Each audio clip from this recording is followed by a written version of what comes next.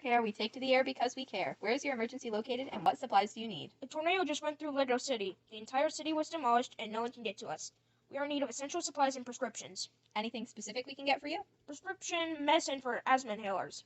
Your doctor and the quantity of these medications, please. Dr. Jeff and 5 asthma inhalers. Please inform your doctor that we are getting this through Amazon pharmacies. Make sure the patients contact their pharmacist to transfer the prescriptions to Amazon. Have you identified a safe location outside of town or near the disaster area that is clear of debris to deploy our emergency response drone from? Yes, we have identified a safe space at 5 FLL home. Thank you for the confirmation of your safe space. Please note that our ETA is 1800 hours. Prescriptions from Amazon will be picked up en route.